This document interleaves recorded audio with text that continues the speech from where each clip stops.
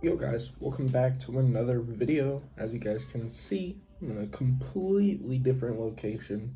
I'm on vacation and I thought that I would make my return um, with a video doing the mid-year update tag. If you hear any noises in the background, dog is snoring over there, so excuse that. So I actually saw Usman over at Bards and Books do this video like just yesterday or the day before, and I completely forgot that it's halfway through the year now. So I thought I would go ahead and do this video too. Um, yeah, let's get into it. So the first question is, how many books have you read so far this year?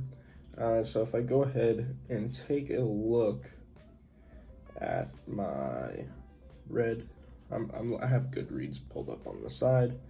So I currently have 9 books that I have read so far. There are a few things that I had to read for school that I spent time reading, but they weren't great. I don't know, and they were small books, so I didn't really count them, and I think some of them were DNFs too. Even though I put a lot of time into them, I didn't finish it, so I didn't quite count them. So as far as books that I fully read through this year, I have 9 of them. Now I don't know exactly what, like last year, where I was at about this time.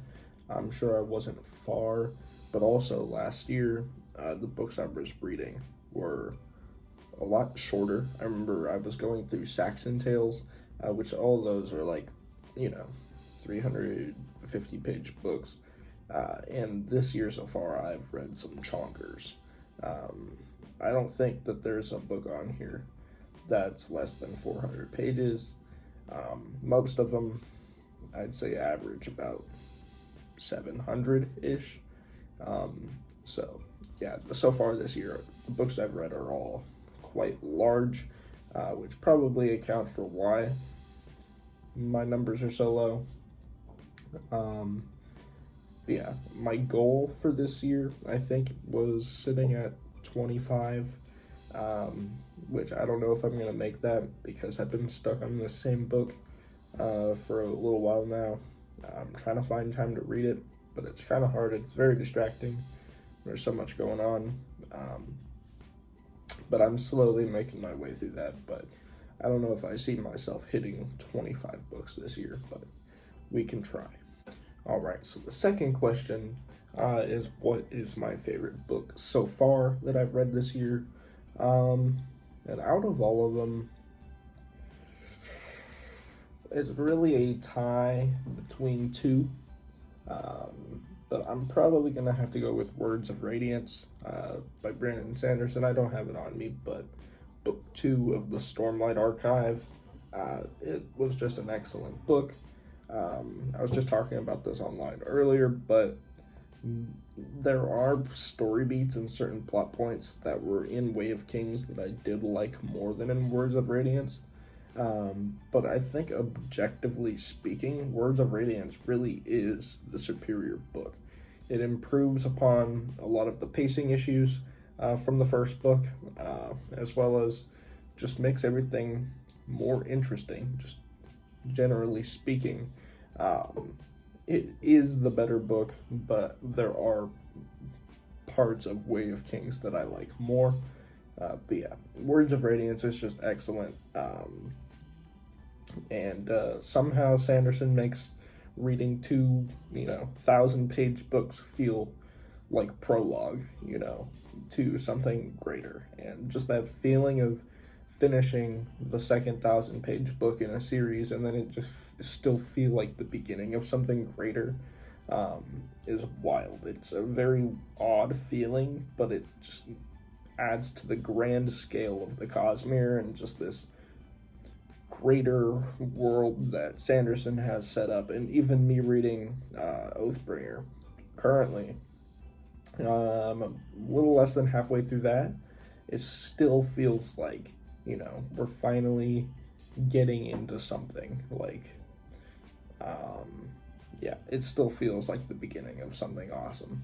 But yeah, Words of Radiance is just great.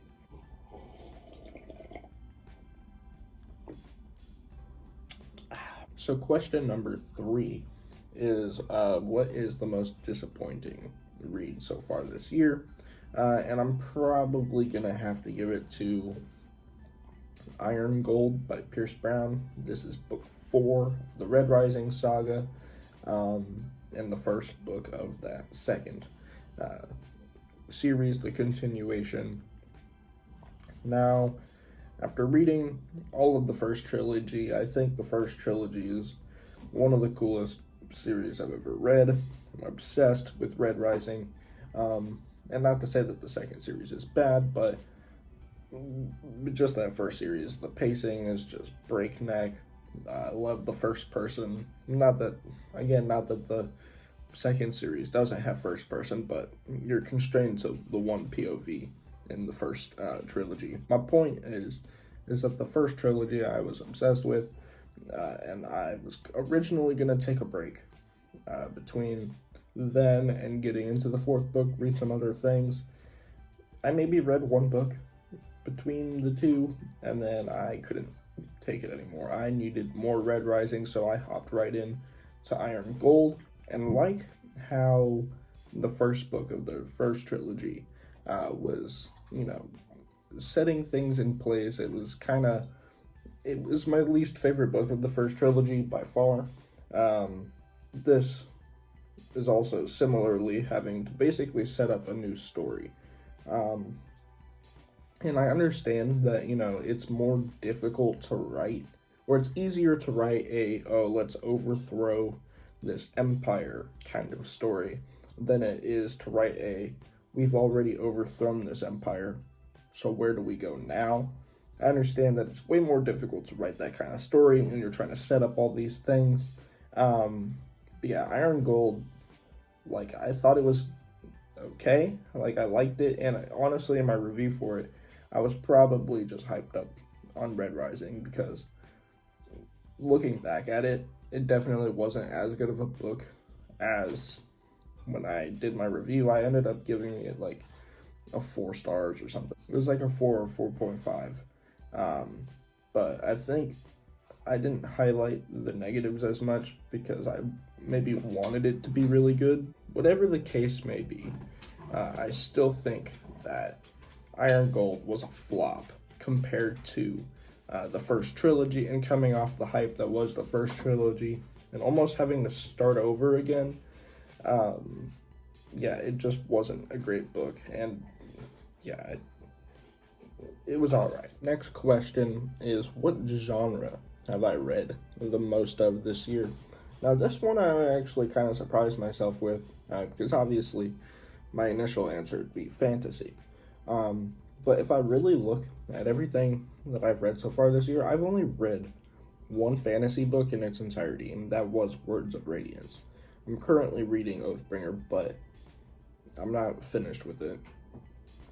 So I have the one fantasy book that I finished, and then 7 sci-fi novels. Apparently this year has just been a sci-fi year for me so far, but I have most of Red Rising on here. Dark Matter, I started Sun Eater, so there's definitely a lot of sci-fi going on here, which I have no complaints with. Sci-fi is great, and I do plan on getting into more sci-fi later on this year. I'm definitely going to be reading some more Sun Eater. But yeah, sci-fi is my number 1 this year, at least so far. So, question number 5, or I guess it's not really a question, but point number 5 is to name a new favorite author. And for me, this has probably got to be Pierce Brown. I know I was just talking about Red Rising, but thinking back on that first trilogy and the last couple of books in the series, being Lightbringer and Dark Age, Pierce Brown has got it going on. Never mind. I mean, as far as his writing, he's great. And I know after Red Rising, he I believe he's going to be writing a fantasy novel or a fantasy series. I'm not exactly sure if it's like a standalone or if it's going to be a part of a series. But it hit everything that I read from just purely Darrow's perspective in that first trilogy was just so chronically entertaining. Um, his world building is awesome. The mixture of like, you know, ancient Greek and Roman and like sci-fi aspects and combining everything together how he does. And of course, this has been done before. This is nothing new, Dune exists. But the way that it's done is amazing. And Pierce Brown has a way of writing that's just, again, so entertaining, and like I can't put it down. It's typically fast paced, but in this second series he definitely pumps the brakes a little bit and focuses more on moving pieces and stuff, because it is multi POV. But when you're constrained to those, just that one POV in the first trilogy, it's super fast paced. But yeah, anything that Pierce Brown puts out, as long as it's not like a YA novel, I'm probably gonna pick up, like in the future, because yeah, I've liked everything he's put out relatively. So yeah, he's a new favorite author of mine. Number 6 is, what is the most surprisingly good book so far this year? And for me, this is going to have to be Dark Matter by Blake Crouch. Now, me saying surprisingly good, for a lot of people, they're going to be like, what? Like, everybody says it's good. While that might be true, for me, it was surprisingly good, because I was under the impression it was going to be a little bit different than it was. Or, I don't know. I just didn't think I would like it as much as I did. I thought it was going to be like, like the plot, the synopsis sounded cool, but my kind of sci-fi is typically like space opera or cyberpunk, or any of those cool, like really cool, like heavy fiction sci-fi. I'm not too big into like realistic sci-fi. I don't know exactly what you call the genre. But Blake Crouch definitely leans more into the realistic sci-fi. And I just didn't think that would be my thing. And it still really isn't my thing. I'd still much rather read other, subgenres of sci-fi. But this book was executed very well.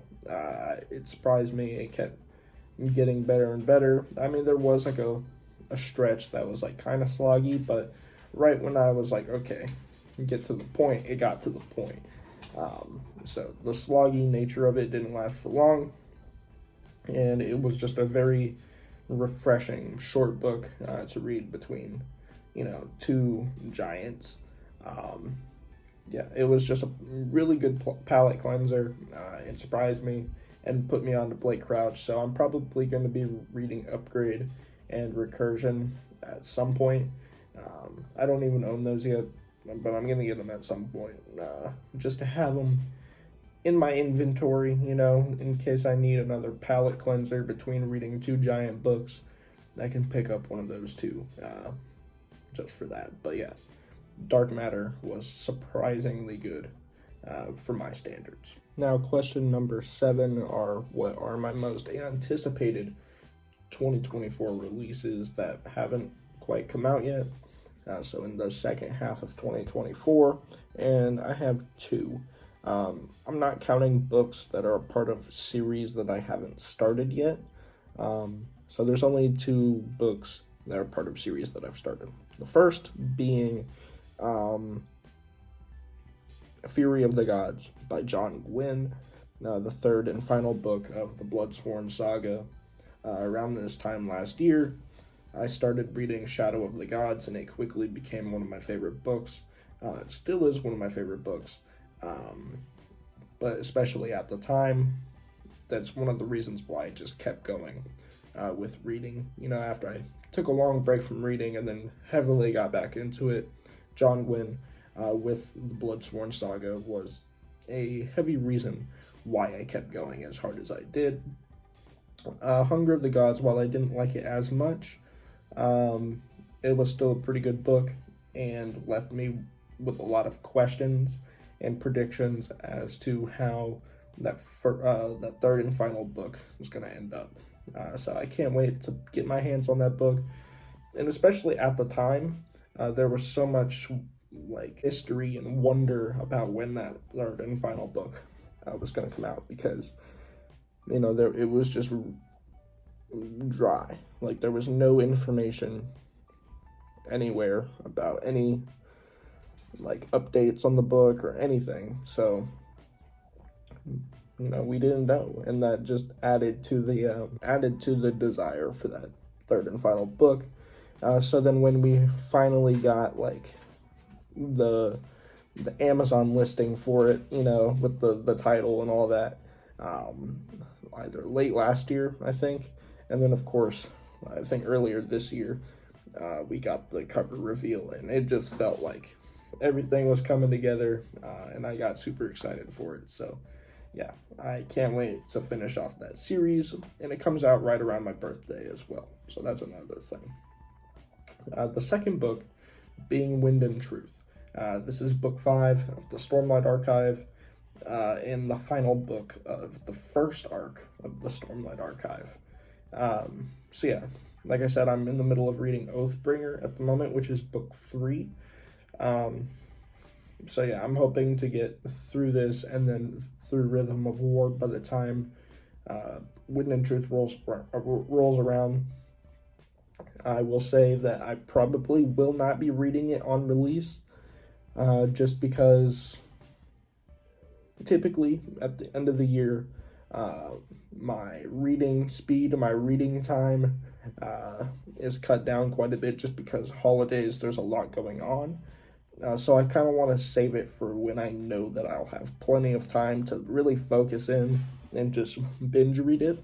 So I probably won't be reading it until the beginning of 2025, maybe January, probably. But yeah, I'm still super excited for it. I can't wait to get that cover reveal, hopefully sooner than later, just to see what it looks like, I'm digging the Stormlight Archive. It's now probably my favorite series I've read, up there with A Song of Ice and Fire for me, for my favorite series.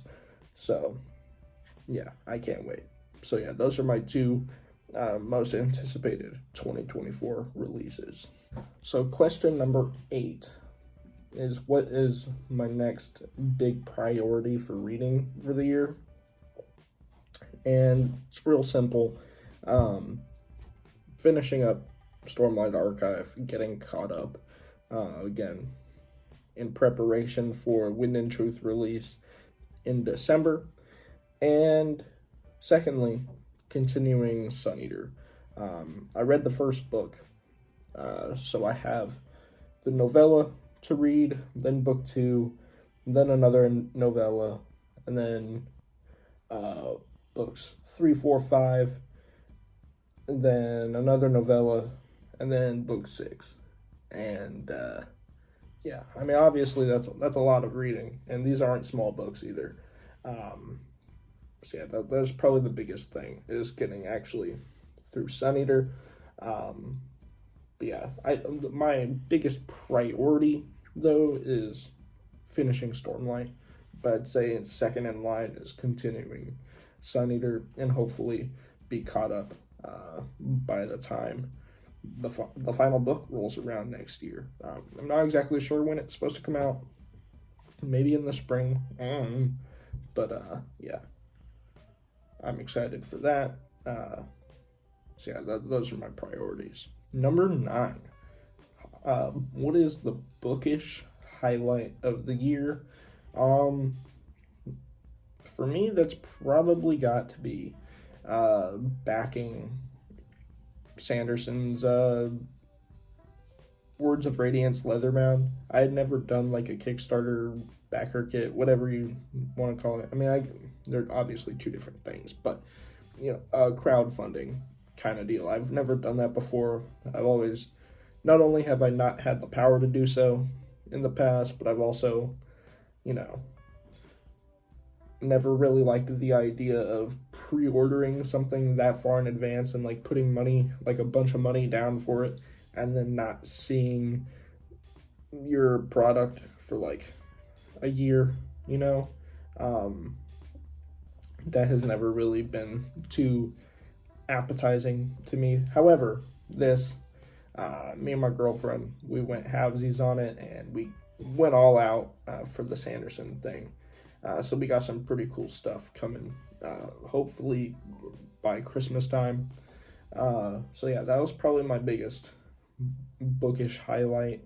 I'm really excited. I've never been a part of something huge like that. So yeah, I mean, I've got the leather bounds coming.